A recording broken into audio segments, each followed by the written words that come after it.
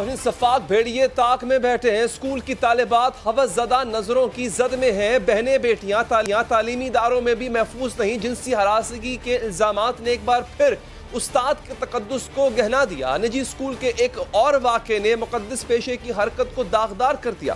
لاہور کے ایک معروف انگلش میڈیم نجی اسکول کی طالبات کئی دنوں سے سوشل میڈیا پر اپنے ساتھ ہونے والے ظلم کے خلاف آواز اٹھا رہی تھی۔ معاملہ بڑھنے پر آج اسکول انتظامیہ حرکت میں آئی اور واقعے میں مبینہ طور پر ملوث استاد سمیت 4 افراد کو ملازمت سے نکال دیا، لیکن اب معاملہ اسکول کی حد سے بڑھ گیا۔ ناظرین، وفاقی وزیر انسانی حقوق شیریں مزاری نے بھی نوٹس لے لیا، جبکہ ڈسٹرکٹ ایجوکیشن اتھارٹی پنجاب نے بھی اس افسوسناک واقعے کا نوٹس لیتے ہوئے 3 رکنی تحقیقاتی کمیٹی قائم کر دی ہے۔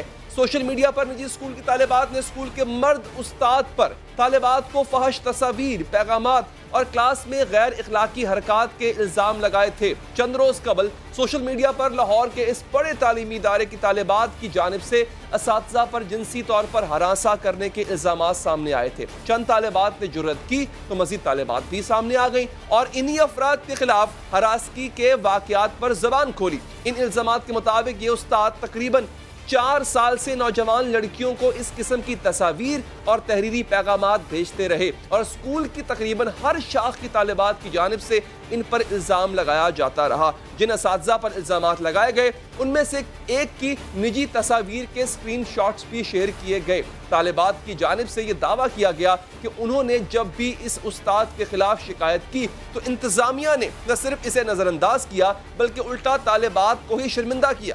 سوشل میڈیا پر شور مچنے کے بعد اسکول انتظامیہ نے ان افراد کو نوکری سے تو فارغ کر دیا، لیکن کیا یہ معاملہ یہی ختم ہو جانا چاہیے؟ کیا ان طالبات نے کئی سال اس اذیت کا جو سامنا کیا اور اب تک اس کرب سے گزر رہی ہیں، ان کی برطرفی کے بعد اس اذیت کا ازالہ ہو جائے گا؟ اور ملازمت ختم ہونے سے کیا ہوگا اگر یہ لوگ واقعی مجرم ہیں؟ ناظرین، تو پھر یہ کہیں اور جا کر کسی اور معصوم زندگی کو برباد کریں گے؟ یہ سوال بہت عام ہے جو کہ ہم پوچھیں گے۔ ہمارے ساتھ موجود ہیں اس وفاقی محتسب برائے انسداد ہراسگی محترمہ کشمالہ طارق صاحبہ۔ میم، بہت بہت شکریہ آپ کے وقت کا۔ آپ کا ادارہ کام کرتا ہے ہراسگی کے خلاف، مجھے یہ بتائیے گا کہ ان بچیوں کے ساتھ اب آپ انصاف کے لیے کریں گے کیا؟ اور یہ 4 سال تک کمپلین کرتی نہیں، کسی نے ان کی بات نہیں سنی، لیک آف نالج تھا، ایکسپوئر نہیں تھا، چھوٹی بچیاں ہیں، پتہ نہیں ہے کہ ایک ادارہ ایسا ہے جو ان کی ہیلپ کر سکتا تھا، ان کی اویئرنیس کے لیے کیا کریں گے آپ؟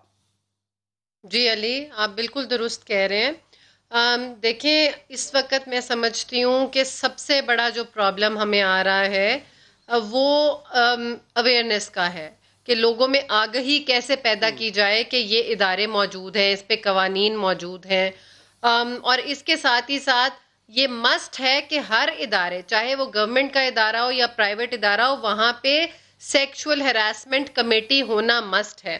تو یہ چیزیں ہم آگہی میڈیا کے ذریعے، سوشل میڈیا کے ذریعے، بائی ورڈ آف ماؤتھ ہی لوگوں کو بتا سکتے ہیں۔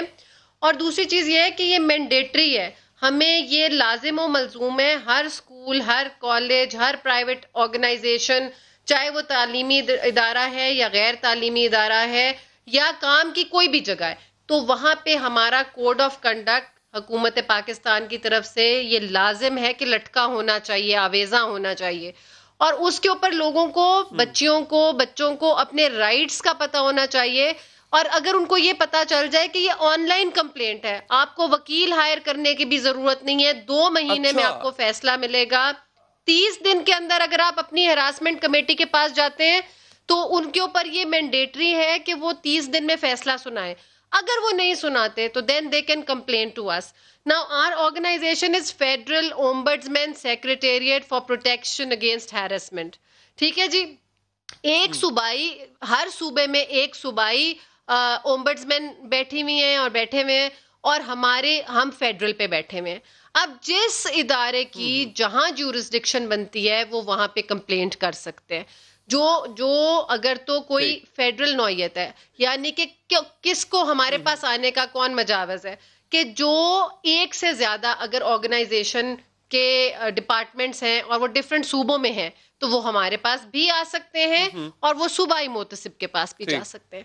ناؤ دا پوائنٹ از کہ اگر لوگ تھانے جائیں گے تو یہ تھانے کا ایشو نہیں ہے، ہیومن رائٹس پہ جائیں گے تو یہ ہیومن رائٹس کا ایک اوور آل ایشو ہے، مگر قانون سازی کے مطابق ہمارے پاس پاور ہے.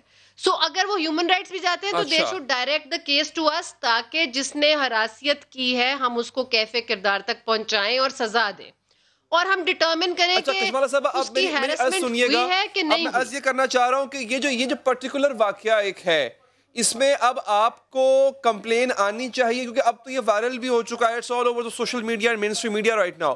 اب do you need a proper complainant against it, یا اب آپ خود سے نوٹس لے کے اس پہ کارروائی کریں گی؟ نہیں, ہمارے پاس علی صاحب, ہمارے پاس از خود نوٹس جس کو سو موٹو پاورز کہتے ہیں وہ نہیں ہے.